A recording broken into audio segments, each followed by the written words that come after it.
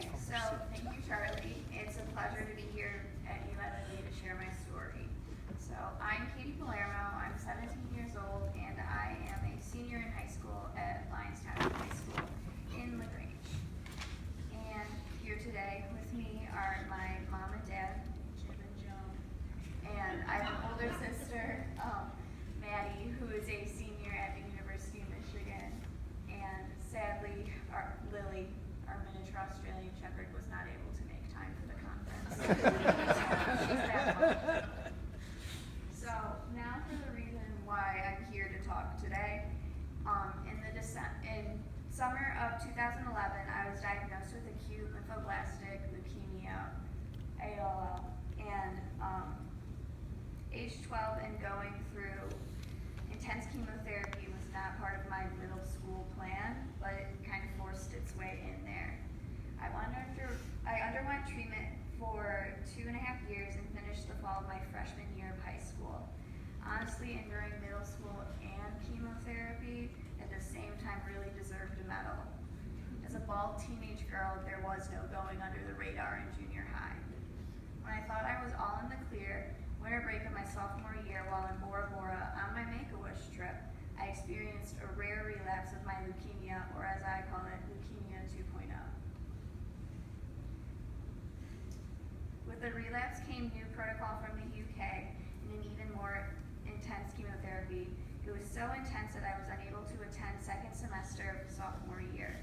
I will not complete chemotherapy until the end of this year, although I have to say with the help of many great teachers, I will graduate with my classmates in the spring.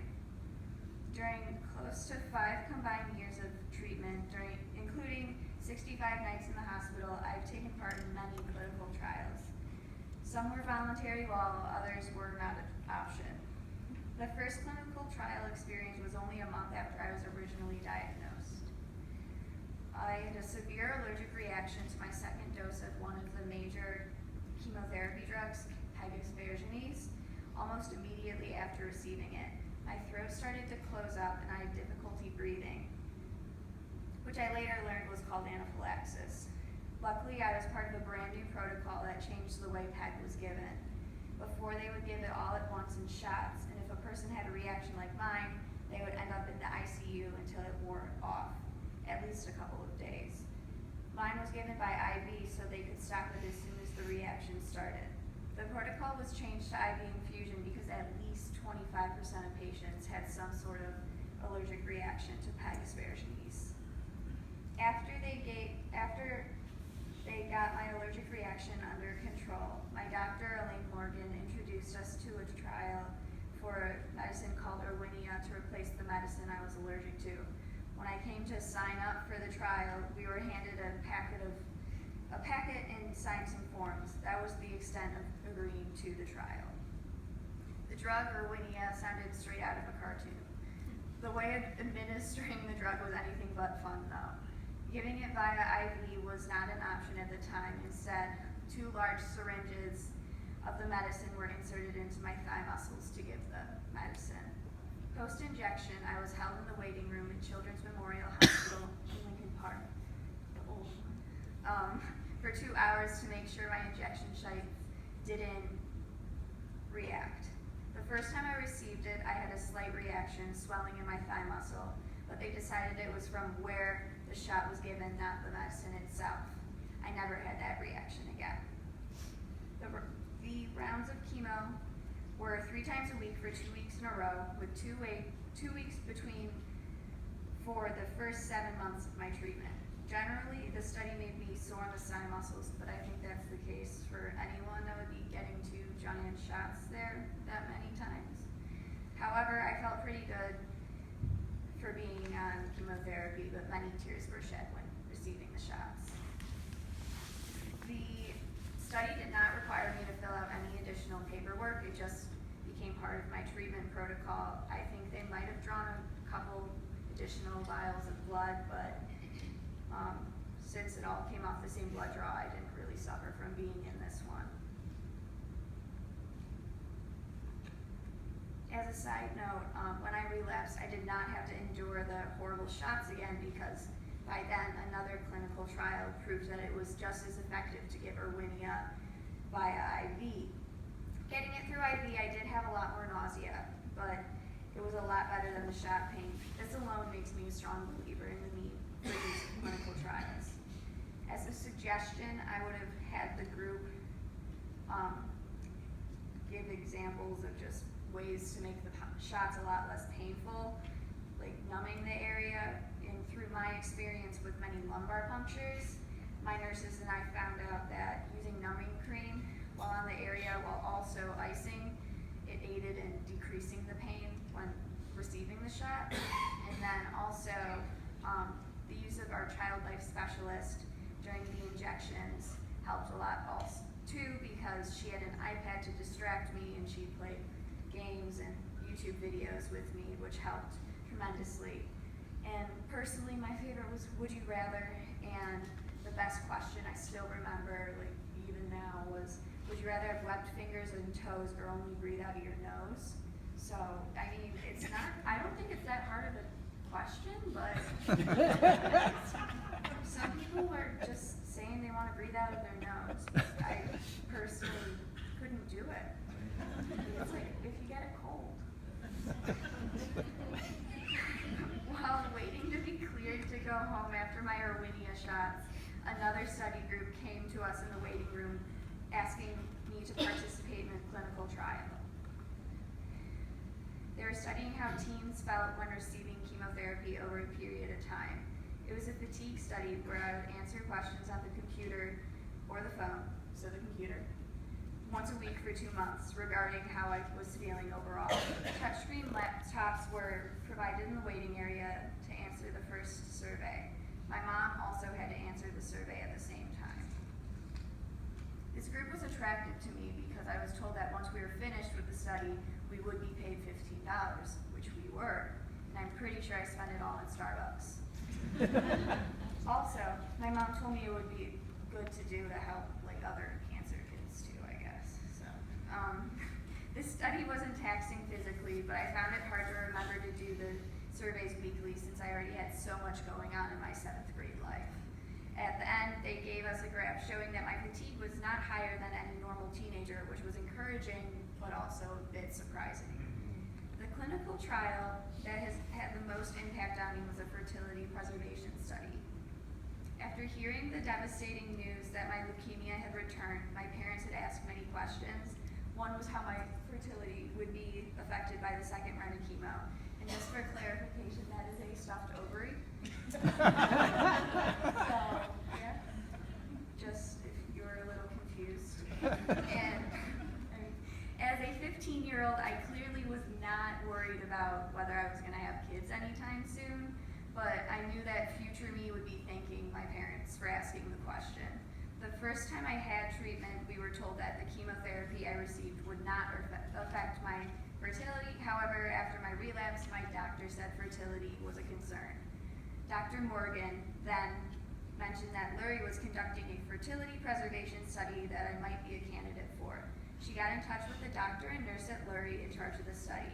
First, they looked at the amount of chemotherapy I would be receiving to determine if I met the study guidelines. If I had to do a stem cell transplant, my eligibility would have been certain. However, it was unclear whether I would be doing that or a different new UK protocol, by which the way I ended up doing, and it was determined either way, I was qualified. Then the nurse practitioner working on the study, Bob Larkart, met with us for quite a while describing what would be involved in answering our, or should I say, my parents' questions afterwards. I read through a packet that gave details on what they would exactly be doing, and it seemed pretty reasonable. Given that my treatment had to start immediately after my relapse, we didn't have the option of harvesting and preserving my eggs. What really sold me when they asked me to be part of the medical segment on WGN that they wanted to do on the fertility preservation. I would be on TV. Moving an ovary for the study required surgery. It would be my first ever major surgery, and considering they'd be filming my first major surgery, it It was nearly impossible to turn down that experience. Once I decided to participate, and my parents and I signed all the paperwork, we had to wait to see if our insurance would cover the cost of the surgery. Thank goodness my insurance did cover the ovary removal, partly because we made the fertility study part of my 30-day bone marrow extraction, which tested whether I was in remission. Happy I learned I was in remission, so that was always good. And when it came to the procedure, all I had to do was not eat after 11 p.m. and show up to the pre-op on time. And of course I had to do a little pre-surgery interview too, so had to look a little pretty in the morning, I guess. Once I was under the anesthetic, they made 3 incisions, one on the right and left, and then one in my belly button to insert a camera. After inspecting both ovaries, they chose to remove my left ovary. There was a cyst on my left fallopian tube that could become painful if not removed. And by the way, I created a Twitter for my ovary. She's very punny, and you can see a picture of her actually. Yeah, I'm not sure. Should I do the Twitter handle or no? Yes. Yeah. Request for the audience. Yeah, okay. So my aunt said, well, it's like you gotta name them because they're taking one, so you just gotta name them. So she was thinking like the whole like Beyonce or Cher, kind of just like single name, but I went with the bitches. So they took the left bitch. And so her Twitter is @theleft_bitch. So that is her Twitter handle, I guess. It was a little last minute, but I had to share it before going into surgery. I was like, wait, I didn't tell you. So, after removing the ovary, they cut it into strips, and we were informed that there could be possibly 10 viable strips. My ovary yielded 8 strips. Besides the WGN interview, I also did one for Ivanhoe Press, the largest producer of medical segments for TV stations. Instead of me explaining what they will do to the strips, here's the Ivanhoe piece, which does a much better job. So you play the video.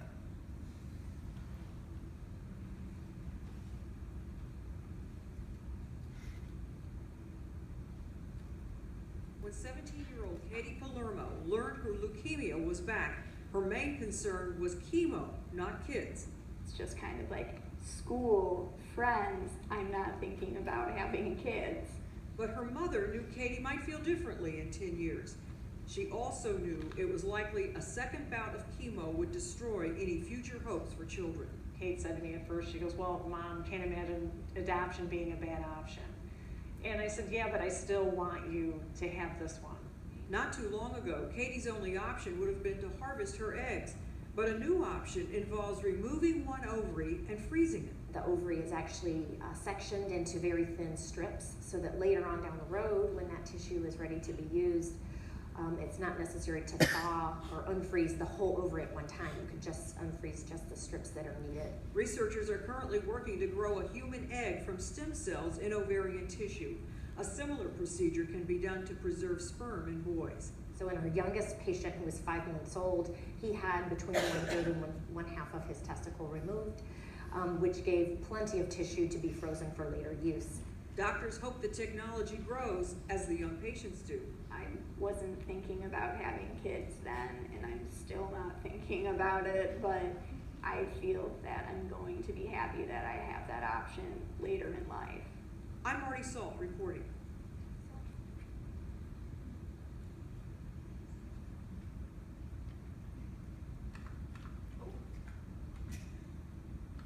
Okay, we're back. When I signed up for the study, they told me they had been able to do the procedure successfully in mice, but I hope the procedure proves to be successful with humans because I want to have human children, not mice. And after the surgery, the recovery was pretty painless. They said nausea could be a side effect of the pain meds and anesthesia, but didn't stop me. Despite the soreness in my abdomen, I was back to my normal self. I ate a whole pizza and a Subway footlong sandwich. And there was no need for a follow-up appointment to check on my stitches because they would dissolve over time and I was already going in frequently for chemotherapy. The clinical trial seemed just like a part of my treatment. I wasn't required to do any additional paperwork or have any hospital appointments besides my standard ones. This was by far the most involved I've been in the clinical trial, and it was extremely rewarding trial to participate in, not only because of the TV time and full page picture on the cover of the Chicago Tribune Health section. It gave me the ability to spread awareness about the need for pediatric cancer clinical trials. It also helped me discover my love of communications, which I plan to study in college. Most recently, I participated in a Vanderbilt School of Nursing trial. It was a digital storytelling project, and the purpose was to work with children and families to better understand how to reduce suffering and provide better care in the future. We found out about this program on Facebook. Well, my mom did. Apparently only old people use Facebook now. I was asked to create a storybook about myself using a storytelling program. The steps I took to give my consent for the program were an initial screening questionnaire online. And then my mom had to give her consent since I still am a minor. Once the questionnaires were out of the way, I completed the web program answering questions about myself using the prompts given on the website. I also had the ability to upload photos, music, and videos to personalize my story more. There was an option to complete the activity with help from others, but as at the time, independent 16-year-old, I work alone. I was given 2 weeks to complete my digital story. I then sent it to the study staff and waited for their approval. After that, I was sent a link to share my digital story with whomever I pleased. Over the course of the study, my mom and I had to answer surveys at the beginning and then at the end in a few months. They asked about how we were feeling and how we thought our relationships with each other were. My survey was about 30 minutes, while my mom's took about 45 to 55 minutes to complete. Once the trial came to an end, my mom was prompted to answer a 5-minute survey on what she liked and what she did not like about the web program. They plan to use this feedback in adjusting the program for families in the future. Throughout the survey, we were rewarded with Amazon gift cards for our participation, and who doesn't love Amazon? I enjoyed this trial because I was able to complete the story through an app, so it was very mobile friendly for a teenager whose phone is glued to her hand most of the time. Not right now. Participating in the clinical trials not only had an impact on my health and my mental well-being, they also gave me a chance to help others who would be experiencing similar challenges related to cancer or another disease. I'm also here to talk about my experiences as a member of the Lilly Children's Kids Advisory Board. Being a member of the Lilly Children's Hospital Kids Advisory Board is pretty cool, but I guess you're all wondering what it is, what we do, and how we've impacted the hospital over the years. It was started in 2006. The Kids Advisory Board, as I like to call it, CAB, was made out of 12 patients of the hospital. It was formed on the premise that when you go right to your source, your patients, you get honest, constructive, and timely feedback on all things related to their healthcare experiences. By recruiting members for the Student Council of the hospital from diverse backgrounds and medical experiences, the hospital feels that it's creating a sample of the population of kids that it has the privilege to serve. On the board are different kids who had cancer like me, kids who had liver and kidney transplants, and kids with cystic fibrosis, diabetes, sickle cell, and other diseases treated at Lilly. The Kids Advisory Board has helped shape the care and facility at Lilly. When Lilly was building the new hospital earlier this decade, the board provided invaluable and, at times, game-changing advice throughout the design and planning phases. The architects made many changes to their design for the hospital based on feedback given by CAB. The CAB continues to guide the hospital in maintaining and improving its family-centered care and ensuring that it is the absolute best place for kids. Recently, the Kids Advisory Board gave suggestions on the redesign of the family center on the oncology patient floor, something my parents and I had many ideas for. I heard about the board when my mom showed me a picture of it on Facebook. Yes, my mom's on Facebook a lot.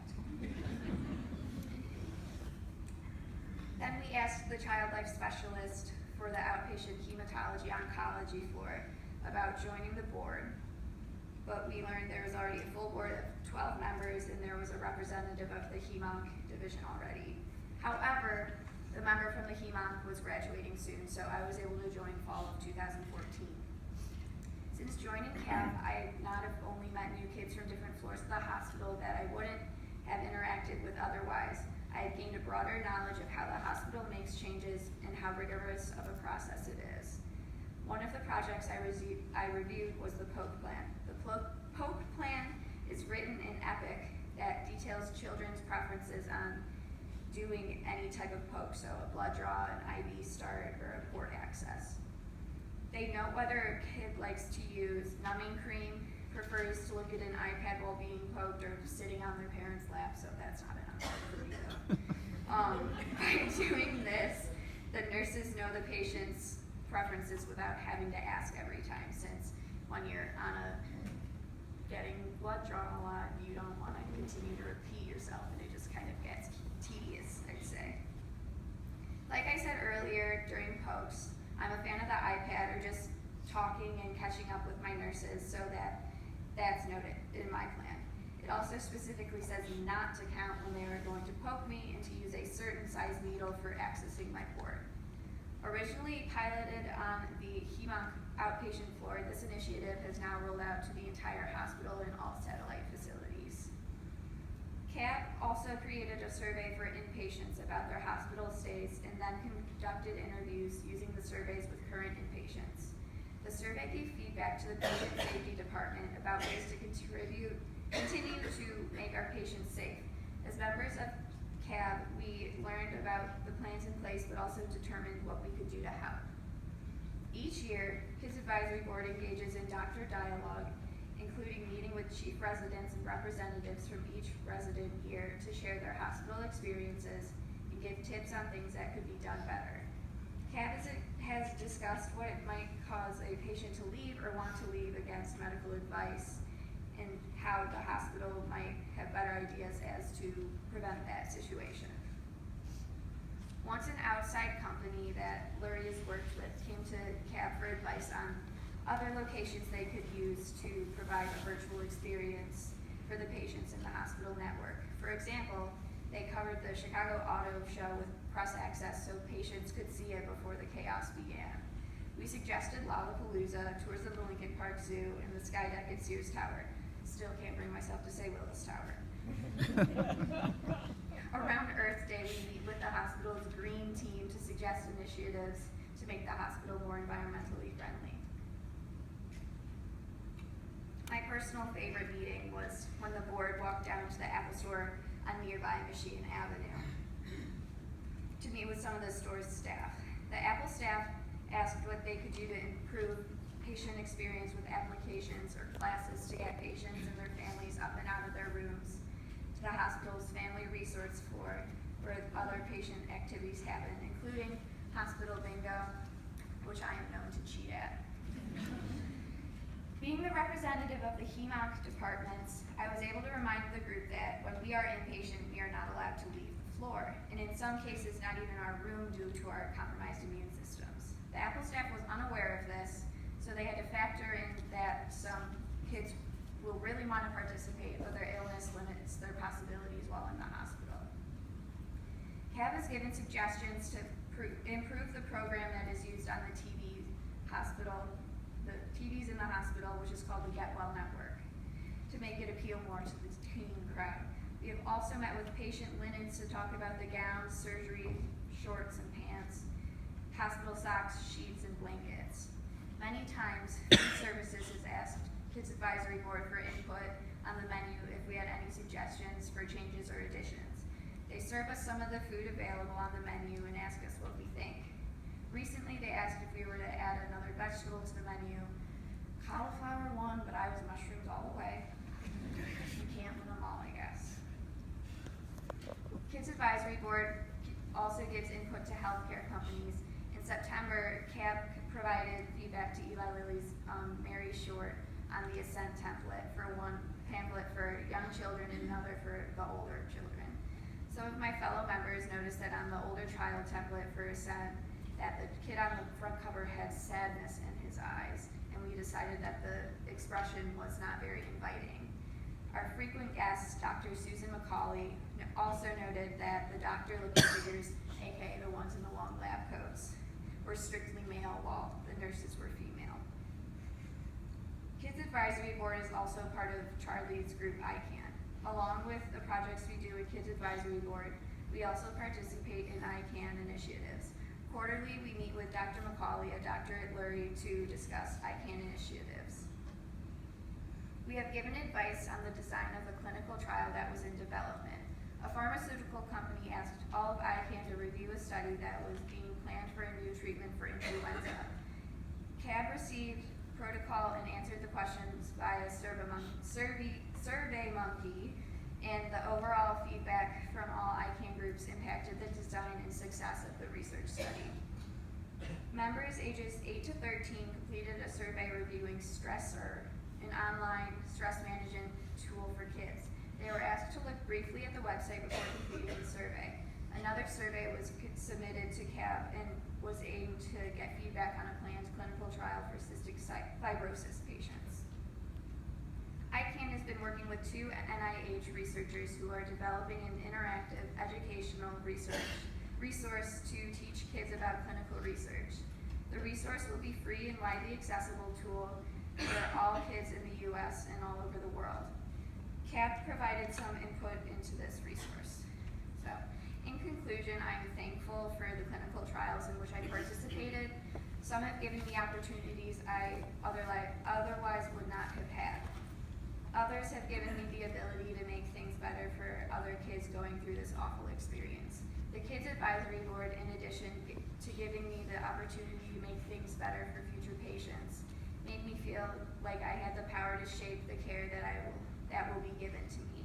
Thank you for giving me the chance to share my experiences with you, and I hope I have helped you see how clinical trials can benefit youth and children, not only adults.